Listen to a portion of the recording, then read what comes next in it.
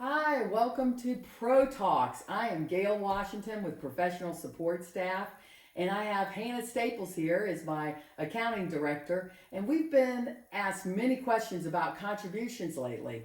I know that these have been hard times, and people have been in their homes and working from home, and it's been unusual, especially in our churches, not being able to have services and meet together. And so we thought we would start a series called Pro Talks that'll help answer just some simple questions that you may have about online giving is one of the hot things that we've been asked about many times. And so we decided to do this little Pro Talk so that we could be a resource for you and help you in any way we can.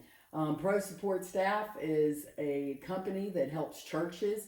We do financial bookkeeping as well as virtual assistant and web specialist. So I just want you to know we do offer those, and we do gear ourselves toward churches. That's our mission, is giving peace of mind to churches so they can prosper and do the Lord work and what they've given them to do. And so that's our goal and my mission. And but I have a few questions. I have Hannah Staples here, and she's been working with me for almost 5 years now. And so we've seen a lot of different things with churches, but we had some questions that I was going to ask her that we've been asked from a lot of church treasurers, some of our clients, some people that would have just, emailed in or chatted in.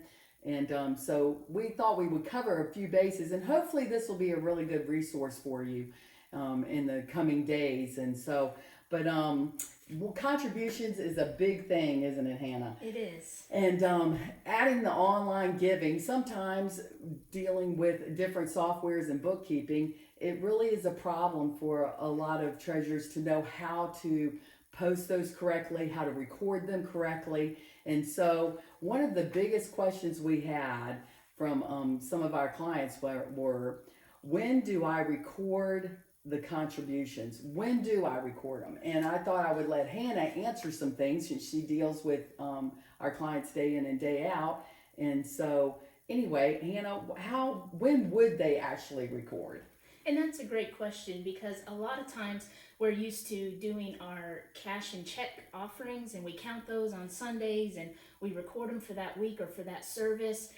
But adding this online giving has added a whole new element to recording contributions.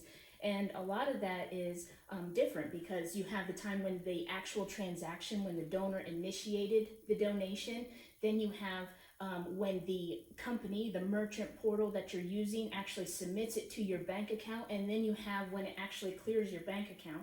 So with online giving, you're actually dealing with 3 different dates, and depending on how your donor gives determines how long it takes to get to your bank. If they do it through ACH, that's usually the quickest. If they do it through a credit card or a debit card, through American Express, all those can delay the timing just a little bit. It's usually between 2 and 3 business days, but because of that, you deal with a lot of different dates. And so this has been a very popular question because everybody is a little unsure of what date to actually record. And when it comes to the contributions, when it comes to recording it for your donor to put on their contribution statement that they will receive usually at year end, for everything that they have given, the proper time to record their giving is the time that they initiate the donation themselves, the transaction date. Usually if you're using an online portal, it gives you a list. When you log in, you can see every donation when the donor initiated it. And it tells you usually of the breakdown and how much they gave.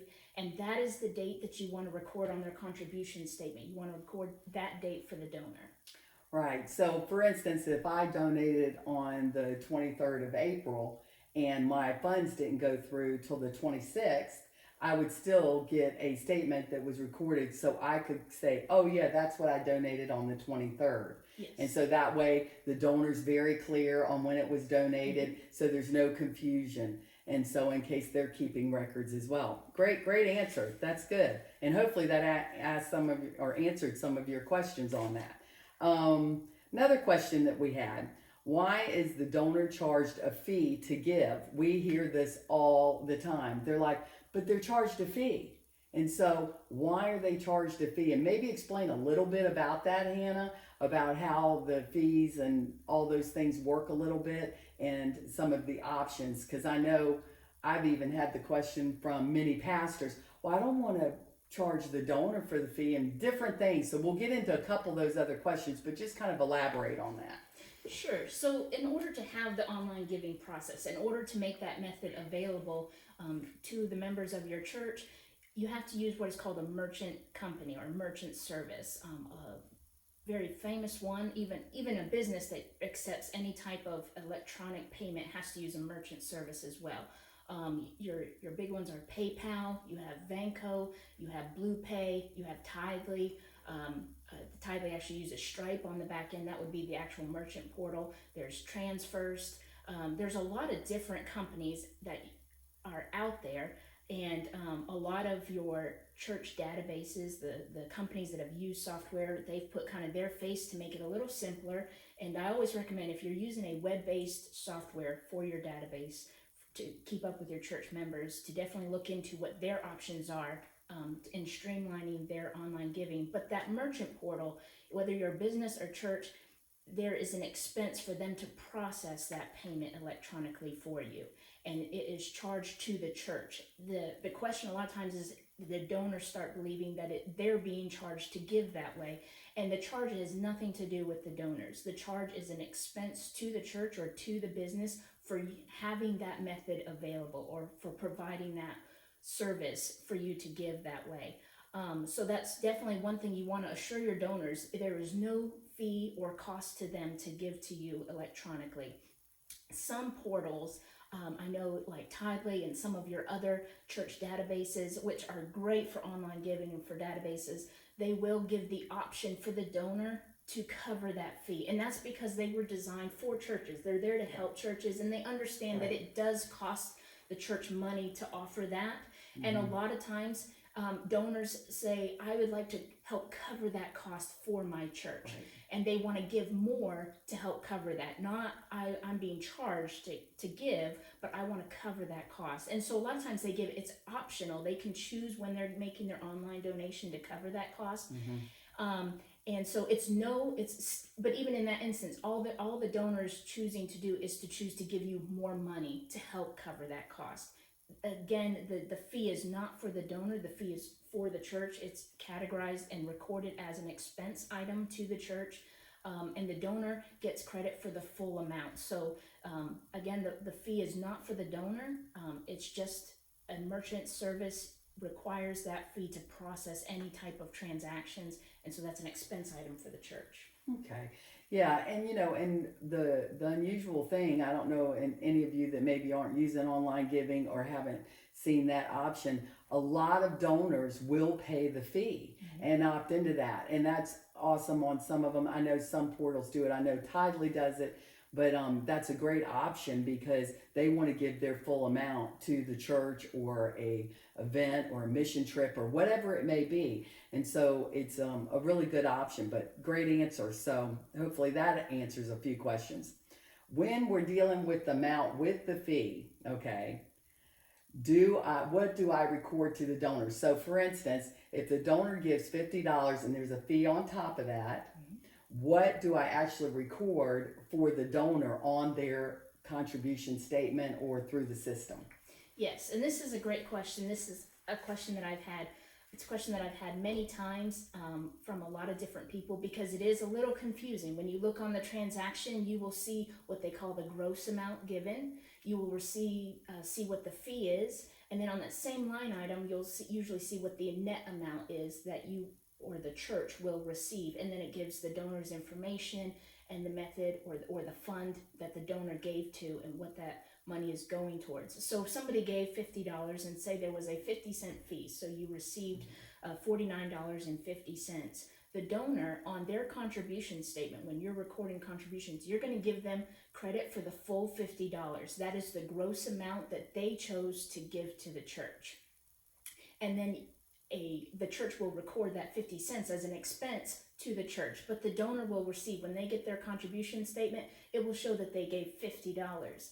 And going back to that last question where we talked about if they choose to cover the fee, again, all the donor is choosing to do is to simply give you more money to help cover that cost. Right. They're not being charged. So if the fee was 50 cents and they say, well, I want to cover that for the church, and a lot of donors do this, then you would record them. They would have given $50.50. And on their contribution statement, you're going to record $50.50, and then you'll record the 50 cents as an expense, and the church would actually then receive $50. So it's a great method for the donor to help out the church if they so choose. It's not mandatory, but you always want to receipt the donor for the full contribution that they give. The full Right. amount that they choose to Right. give to the church is what they should be recorded for.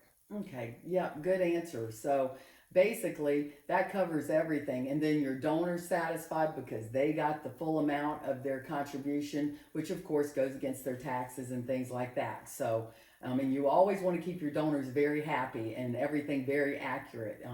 Definitely increases donations and all of those things. And so, one other question I have for you today, and this is just a little bit with the donation, with the fees. What do people record for income on deposits? Okay. And this is a great question too. And like we've already kind of mentioned, there's the gross amount given, there is the transaction fee, and then there is the net amount. And that's per transaction. And usually when the merchant service, they kind of combine, and usually they'll combine donations given by ACH, donations given by credit card, and donations given by debit card. The different methods that they may choose, that's usually how they will batch out. And you may have 3 donations given by ACH on one day, and they're going to batch those 3 together and send that deposit to your bank. So it's usually multiple donations that come over in a deposit. And so as the bookkeeper, when you're getting to record that, and you always want to look at your merchant portal, they're going to have what usually is called a deposit report or a deposit summary. You definitely want to look for that, because that summary is going to break down how the company is actually sending the money to you. And you want to, if you're new at this and you want to, you're looking into different options, you definitely want to look at, if you're already using a web-based software to keep up with your church membership and things like that, look into, a lot of them provide free online giving with their software, and then this already helps streamline the record keeping for the contributions that are given online, because it's all through their software. So you definitely want to look at that. And if you're still doing something by desktop or by hand and you're looking at online, we partner with Tithely a lot of times for our clients. And the biggest reason I went and really promoted Tithely is because they give great reporting, and the deposit reports are one of the things that just really help streamline. For me as a bookkeeper, when I'm going to categorize those deposits, it clearly will tell you tithes and offerings, this is the gross amount given. Then missions, this was the gross amount given. Building fund, this is the gross amount given. And I would enter each line item as my income for my tithes and offerings. I would make another line item for my missions income. I would make another line item for my building. And then it will tell you how much of a transaction fee was taken out of that deposit.